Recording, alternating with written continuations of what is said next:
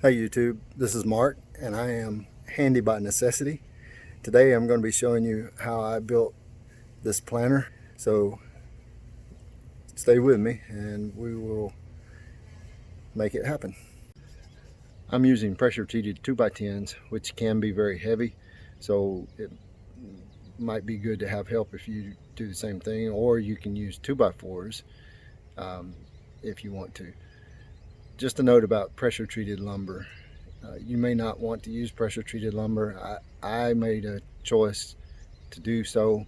The older pressure treated lumber used arsenic, which is a neurotoxin and is definitely not good for vegetable gardening. However, the newer heat treated lumber that we buy at the lumber store is pretty safe for vegetable gardens. What studies I could find have shown that very little leaches out into the soil, and what does is not harmful or toxic to the plants or even taken up by the plants. You make your own decision about what your risk tolerance is on whether or not to use pressure treated lumber. You can cut these boards with a handsaw, but I am basically lazy. I mean fundamentally industrious. So as a result, I'm going to be using a circular saw.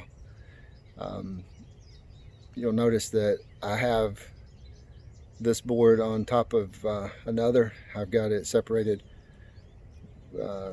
with a piece of 3/4 inch scrap wood. I don't have a helper, so that's the method I'm going to be using to keep everything from pinching or breaking. I'll show you a side view of that. This is how I have the lumber set up to cut. The scrap wood that's under it will allow me to cut between those two boards, and everything will stay in place without pinching. First, let me show you the cuts that will need to be made. I have 4 2x10s that need to be cut the same way. The ends will need to be squared off because the factory cuts are never quite square. And then we'll need to cut a 33-inch piece to make these beds. I want to be 3 foot wide, so 33 inches on the end pieces plus the thickness of 2 of the long sides. You'll see how that works out. Makes it 3 feet wide. So 33 inches. That leaves just a little over 87 inches. So when I cut 87 inches, that'll square up the other end, and that'll use up the entire 10-foot board. The first cut is at the very end of the board to square up the factory end, and I'll be using a speed square to make sure my saw cuts a square cut.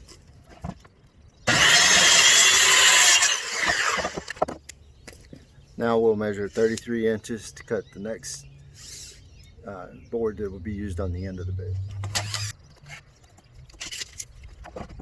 I don't know if you could tell, but I made 2 marks there because I know the distance from my saw blade to the edge of my base of my saw, so I can go ahead and measure for that and put the speed square down, and then I can just start against that, and I have a mark at the actual spot for the cut, so I can verify that I'm at the right location.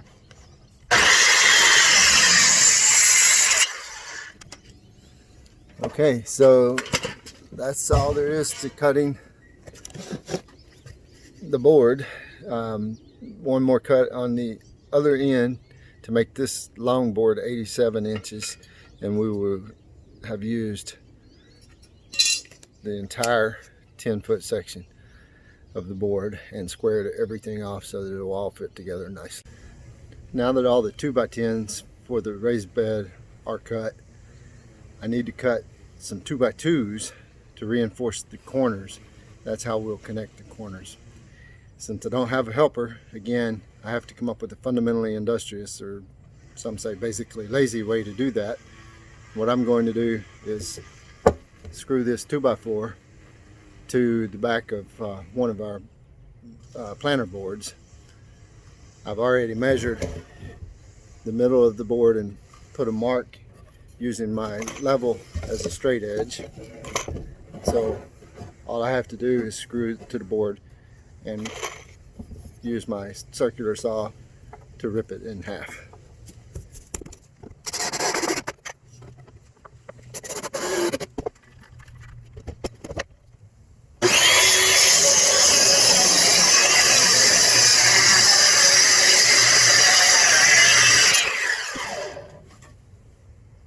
That will be enough for 2 of the 2x2s. I'll do that one more time. Cut those each in half, roughly, and we'll have our 2x2s. Now that all the boards are cut, I'm going to assemble the back first. What I'm doing on the end is the 2x2 that we're screwing into, I've clamped beside another 2x2 to give us the offset or the spacing, so that when we remove the extra 2x2 we will have the right spacing.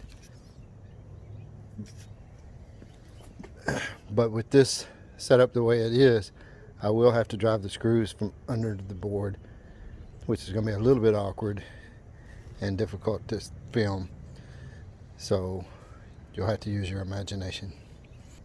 The first side, which is going to be the back side of this box, is now assembled.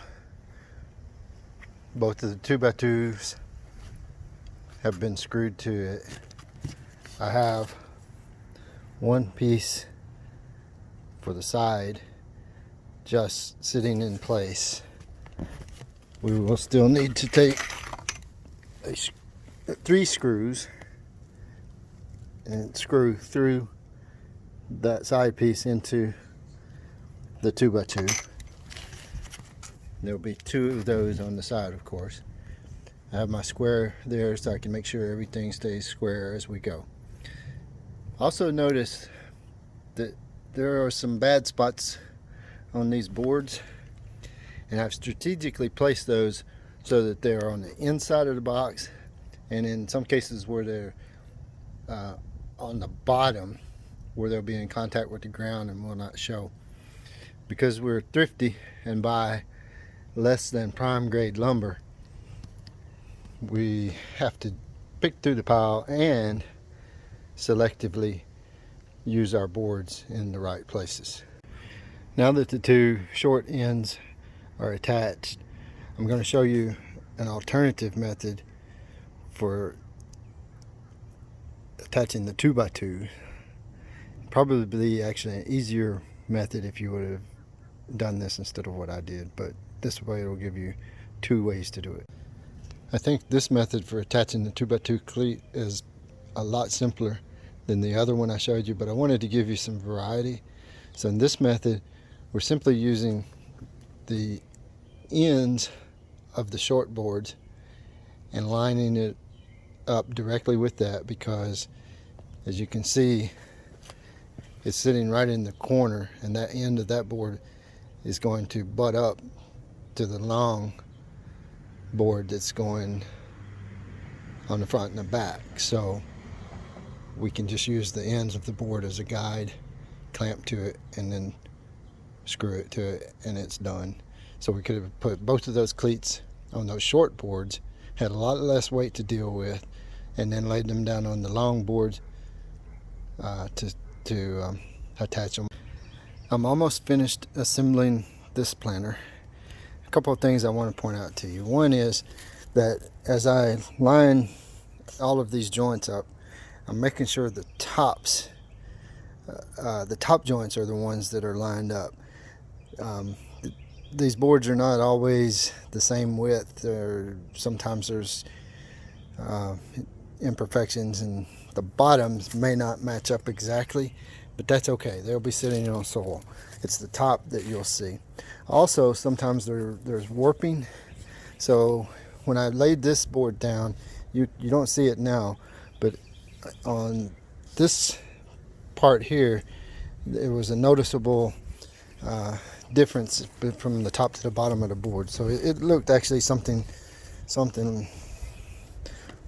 well, this one looks pretty good, so you can't, it's something more like this, where the top of this one is lined up but the bottom is sticking over, but it was the opposite up there.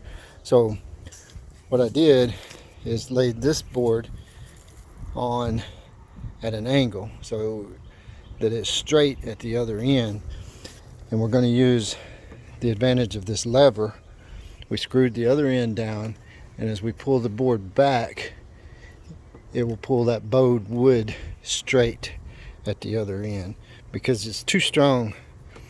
A 2x10 piece of wood is too strong for me to bend by hand, but I can take one hand and bend it back straight with a 2x10 that's 7 feet long.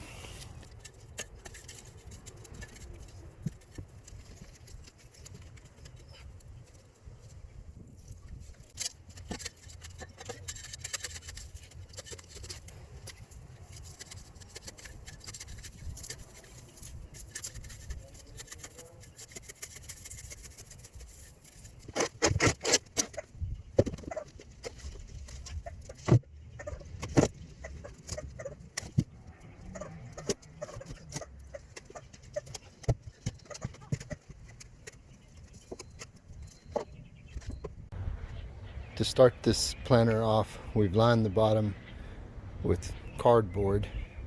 This will be a barrier for growth from existing vegetation and let us start fresh.